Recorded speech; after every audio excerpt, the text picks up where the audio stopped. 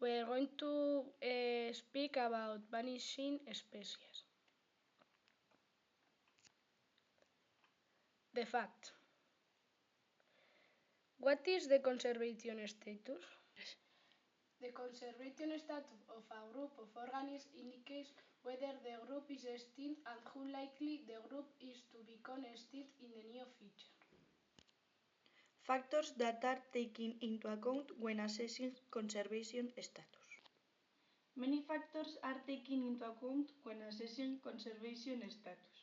The number of individuals remaining, the overall increase or decrease in the population over time, and breeding success rates. There are different conservation status. Dos. Extinct. No individuals remaining. Extinct in the wild. Known only the survive in captivity or as a naturalized population outside his historic range. Critically endangered. Extremely high risk of extinction in the wild. Endangered. High risk of extinction in the wild. Vulnerable. High risk of endangerment in the wild. Near threatened. Likely to become endangered in the near future. Least concern.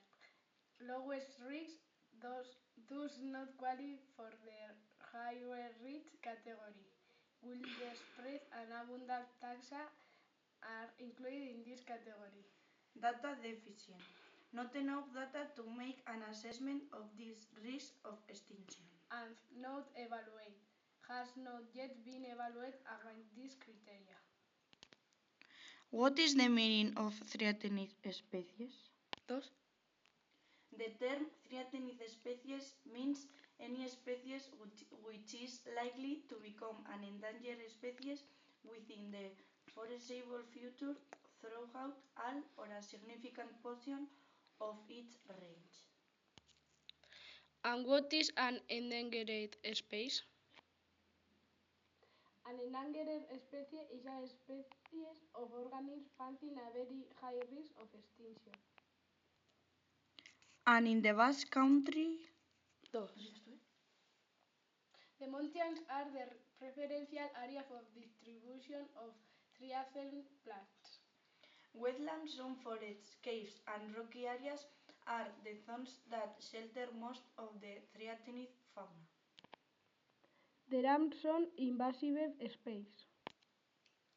Invasive species, also called invasive exotics or simply exotics, is a nomenclature term and categorization phrase used for flora and fauna and for specific restoration preservation process in native habitats. Human impact. There are literally hundreds of different ways that humans can and have altered ecosystems for the worst.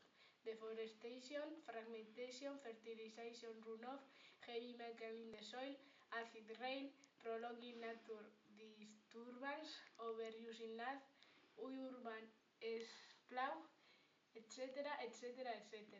This practice and many more contribute to the loss of ecosystem diversity. And finally, the solutions. Learn about endangered species in your area. Make your home wildlife friendly. Provide habitat for wildlife by planting native vegetation. Minimize use of herbicides and pesticides. Recycle and buy sustainable products.